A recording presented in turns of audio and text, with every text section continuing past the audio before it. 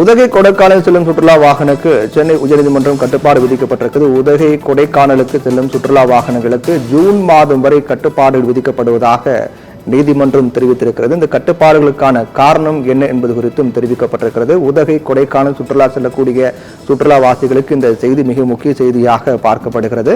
மின்சார வாகனங்களுக்கு e pass வழங்குவதில் முன்னுரிமை வழங்க சென்னை உயர்நீதிமன்றம் உத்தரவிட்டிருக்கிறார்கள். அதேபோன்று சுற்றுலா வாகனங்களுக்கான கட்டுப்பாடுகள் ஜூன் மாதம் வரை அமலில் இருக்க வேண்டும் என்றும் நீதிமன்றம் உறுதியாக தெரிவித்திருக்கிறது.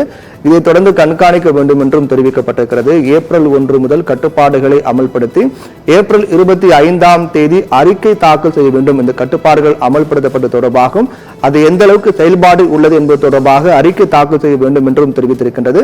உதகை கொடைக்கானலுக்கு எத்தனை வாகனங்களை அனுமதிக்கலாம் என்ற வழக்கு ஏப்ரல் 25ஆம் தேதிக்கு ஒத்திவைப்பதாக நீதிமன்றம் தெரிவித்திருக்கிறது. உதகைக்கு வார நாட்களில் 6000 வாகனங்களும் வார இறுதி நாட்களில் 8000 வாகனங்களும் மட்டுமே இயக்க வேண்டும் என்றும் உத்தரவு பிறப்பிக்கப்பட்டிருக்கிறது. அதே போன்று இ பாஸ் அந்த கட்டணம் அந்த தொடர்பாக பல்வேறு அறிவிப்புகளும் தெரிவிக்கப்பட்டிருக்கின்றன. உதகையில் இதுபோன்ற சுற்றுலா வரக்கூடிய பயணிகள் அவர்கள் வரக்கூடிய அந்த வாகனங்கள் தொடர்பான பல்வேறு கட்டுப்பாடு விதிக்கப்பட்டிருக்கின்றன.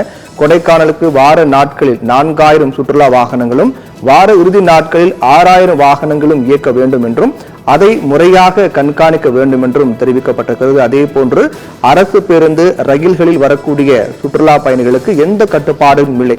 சொந்தமாக வாகனத்தில் வரக்கூடியவர்கள் மட்டும்தான் இந்த கட்டுப்பாடு என்றும் அரசு பேருந்து மற்றும் ரயில்களில் வரக்கூடிய சுற்றுலா பயணிகளுக்கு எந்தவித கட்டுப்பாடும் இல்லை. அவர்கள் எப்போதும் போல சுற்றுலாவுக்கு வரலாம் என்று தெரிவிக்கப்பட்டிருக்கிறது. இந்த கட்டுப்பாடுகள் அனைத்தும் வாகனங்கள் சொந்தமாக வாகனங்கள் வைத்து வரக்கூடிய சுற்றுலா பயணிகளுக்கு மட்டும்தான் இந்த கட்டுப்பாடு என்று தெரிவிக்கப்பட்டிருக்கிறது.